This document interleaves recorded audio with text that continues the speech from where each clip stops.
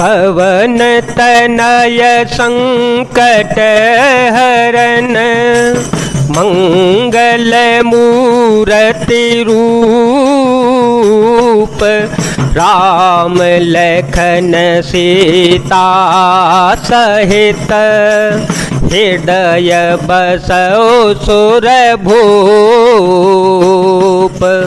हनुमान तेहि परसा कर पुण्य कीन प्रणाम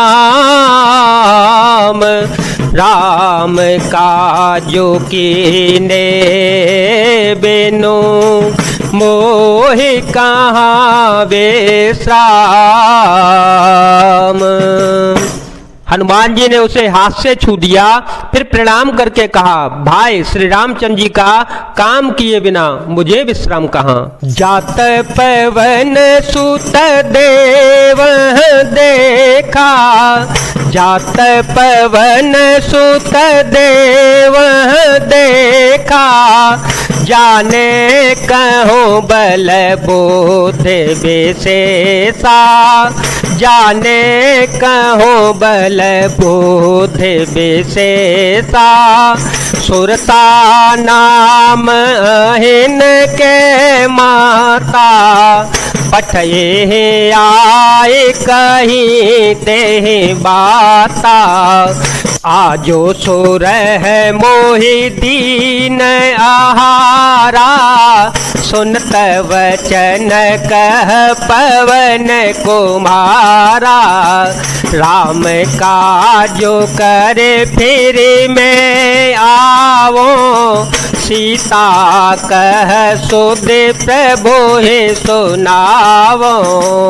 देवताओं ने पवन पुत्र श्री हनुमान जी को जाते हुए देखा। उनकी विशेष बल बुद्धि को जानने के लिए परीक्षार्थ उन्होंने सुरसा नामक सर्पों की माता को भेजा।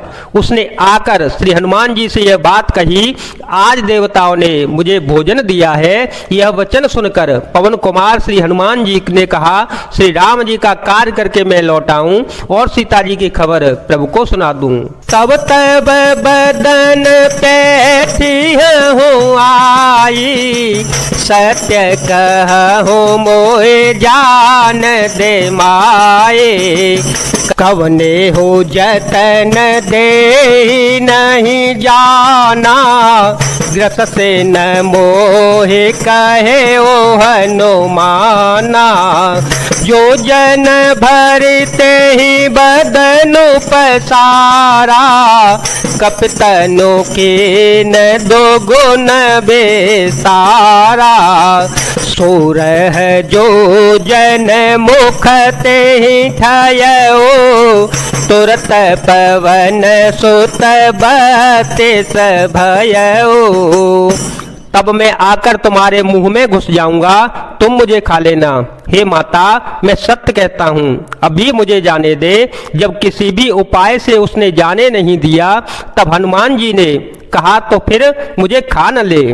उसने योजन भर 400 कोस में मुंह फैलाया, तब श्री हनुमान जी ने अपने शरीर को उससे दूना बढ़ा लिया। उसने 16 योजन का मुख किया, श्री हनुमान जी तुरंत ही 32 योजन के हो गए। जैसे जैसे सूरसा बदनु बढ़ावा, सासु दून कपि रूप देखावा, सतजो जन ते आनन कीना, अतिल घोरूप पवन सुतलीना।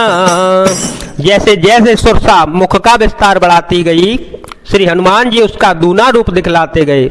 उसने 100 योजन 400 कोस का मुख किया, तब श्री हनुमान जी ने बहुत ही छोटा रूप धारण कर लिया।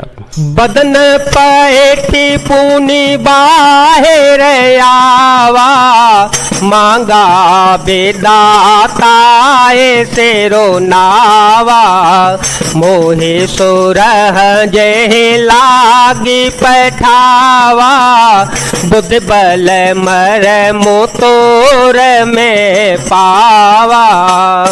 और वे उसके मुख में घुसकर तुरंत फिर बाहर निकल आए और उसे सिर नवाकर विदा मांगने लगे। उसने कहा, मैंने तुम्हारे बुद्धि बल का भेद पा लिया जिसके लिए देवताओं ने मुझे भेजा था। राम का जो सब करे हो तुम बल बोध निधान, आशीष दे गए सो हर्ष चले ओ हनुमान। तुम श्री रामचंद्र जी का सब कार्य करोगे क्योंकि तुम बल बुद्धि के भंडार हो, यह आशीर्वाद देकर वह चली गई। तब श्री हनुमान जी हर्षित होकर चल पड़े। निश्चर एक सिंधु महो रही, निश्चर एक सिंधु महो रही, कर माया न भूखे खग गए, कर माया न भूखे खग गए, जीव जंतु जे गगन ओढ़ाए, जल बेलो के तेन के पर छाहे, गहे छाह सक सोन ओढ़ाई, गहे छाह सक सोन ओढ़ाई, एह विधि सदा गगन चर खाई, सोई चल हनुमान कह कीना, तासो कपटो कपे तोरत है चीना। समुद्र में एक राक्षसी रहती थी। वह माया करके आकाश में उड़ते हुए पक्षियों को पकड़ लेती थी। आकाश में जो भी जीव जंतु उड़ा करते थे वह जल में उनकी परछाई देखकर उस परछाई को पकड़ लेती थी, जिससे वे उड़ नहीं सकते थे और जल में गिर पड़ते थे। इसी प्रकार वह सदा आकाश में उड़ने वाले जीवों को खाया करती थी। उसने वही छल श्री हनुमान जी से भी किया।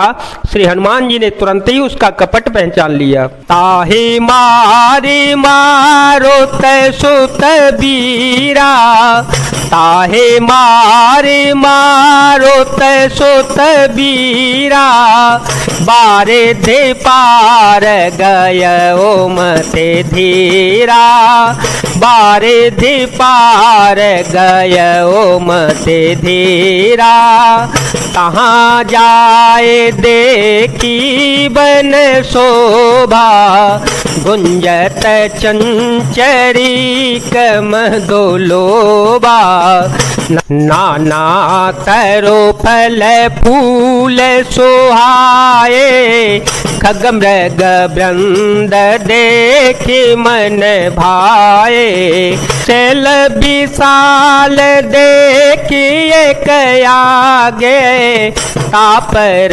धाये चढ़े ओ भय त्यागे, उमान कछु कपि के अधिकाई, प्रभु प्रताप जो काल खाए, गिर पर चढ़े लंका ते ही देखी, कहीं न जाए अति दुर्ग बेसेती। पवन पुत्र श्री हनुमान जी धीर बुद्धि और श्री हनुमान जी उसको मारकर समुद्र के पार गए। वहां जाकर उन्होंने वन की शोभा देखी। मधु पुष्प रस के लोभ से भौरे गुंजार कर रहे थे। अनेकों प्रकार के वृक्ष फल फूल से सुशोभित थे। पक्षी और पशुओं के समूह को देखकर वे बहुत मन में प्रसन्न हुए। सामने एक विशाल पर्वत देखकर श्री हनुमान जी भय त्याग कर उस पर दौड़कर जा चढ़े।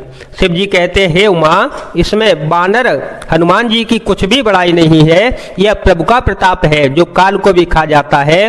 पर्वत पर चढ़कर उन्होंने लंका को देखा।